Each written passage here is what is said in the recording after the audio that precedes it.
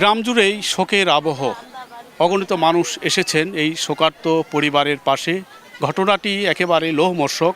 এই ঘটনার নেপথ্যের কারণ জানতেই এই মানুষের ঢল। নওগাঁর নিয়ামতপুর উপজেলার বাহাদুরপুর গ্রামের গেল রাতে একসঙ্গে দুই শিশুসহ 4 জনকে গলা কেটে হত্যা করা হয় এবং এই হত্যার পেছনে যে নেপথ্যগুলো রয়েছে, কারণগুলো রয়েছে, সেই কারণগুলো পুলিশ ইতিমধ্যে তদন্ত করছে। কিন্তু এই জাতীয় মর্মবিদারক ঘটনা এলাকা মানুষের কাছে অসংখ্য প্রশ্ন তৈরি হয়েছে এবং অনেকেই এই কৌতূহলী মানুষ জানতে চান কেন কিভাবে এই শিশুসহ 4 জনকে এই নৃশংসতার প্রাণ দিতে হলো। এবং আমরা যতদূর জানতে পারছি, একদিকে এই পরিবারের সাথে পারিবারিক জমি নিয়ে বিরোধ রয়েছে। জমি নিয়ে দীর্ঘদিন ধরে নিজেদের মধ্যেই একটা বিরোধ এবং মামলা, কোর্টে মামলা চলমান রয়েছে।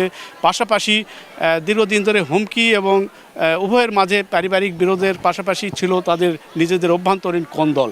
সব মিলিয়ে এই ঘটনার পেছনে আরও অনেক কাহিনী যে থাকতে পারে সেটিকে এখন পুলিশ অনুসন্ধান করছেন। যিনি মারা গিয়েছেন গৃহকর্তা হাবিবুর রহমান, তার স্ত্রী পপি বেগম এবং 10 বছরের শিশু পারভেজ, 3 বছরের কন্যা শিশু সাদিয়া আক্তার। এই মোট 4 জনের এই লোমহর্ষক মৃত্যুর এই মুহূর্তে পুলিশের তদন্ত চলছে। পুলিশের দিক থেকে তারা অনুসন্ধানের মাধ্যমে ঘটনার খুঁজছেন। তবে আমরা প্রথম দিকে যা জানতে পারছি, গেল রাতে ঠিক 2:30টার দিকে এই ঘটনার পরে স্বজনদের দাবি, কিছুদিন আগেই হাবিবুর রহমান যিনি নিহত হয়েছেন তিনি 2.5 লাখ টাকা দিয়ে গরু বিক্রি করেছিলেন। এই টাকা একদিকে খোয়া গিয়েছে, পাশাপাশি বাড়ি থেকে স্বর্ণালংকার লুট করার কথা এই মুহূর্তে আমরা জানতে পারছি। এবং ঘটনার পর থেকেই স্বজনদের উপরই আসলে তীর ছোড়া হচ্ছে, তাদেরকেই সন্দেহের তালিকায় নেওয়া হচ্ছে। এই ঘটনায় পারিবারিক যেহেতু বিরোধ রয়েছে, পারিবারিক মামলা মোকদ্দমা রয়েছে, সেই ঘটনাকে পুলিশ অনুসন্ধান, তীক্ষ্ণ নজর, তীক্ষ্ণ দৃষ্টিতে তারা তাদের দিক থেকেই কার্যক্রমটি চালানোর কথা বলছেন। আমার ভাইক সন্ধ্যা সকাল কুন্টে যেতে দেয় না, আমার মাও বাচ্চা থাকতে বলে এ বেটা তুই সন্ধ্যা লাগলে বাড়িতে আইস, তুই জঙ্গলত থেকে বাড়ায় তুই সুরা মারে ফেলবে, তোর পিছনে মেলা শত্রু।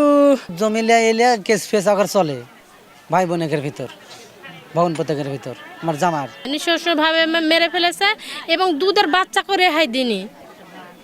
যে দুর্বৃত্ত মারেছে তার আমরা ফাঁসি চাই, ন্যায্য বিচার চাই। আমরা ওয়ালে লিখে রাখছে গেছে যে ওনার যে বাবা নাই, বাবা বলছে বাবা বেঁচে গেল, জমির দলিল চাই, এটা লিখে রাখে গেছে। আমি তো ভিতরে ঢুকতে পারিনি, আমার মাথা অনেক ঘুরছে। আমি কোনো কিছু চাই না, আমি ন্যায্য বিচার। ওর বাপ শুধু একটা ওয়াক পয়সা তুলো কেন, আমার 4টা কেন খুন করলো। এই নেপথ্যের কারণ অনুসন্ধান করে দোষীদের অবিলম্বে আইনের আওতায় নেওয়ার দাবি করছেন স্বজন সহ এলাকাবাসী।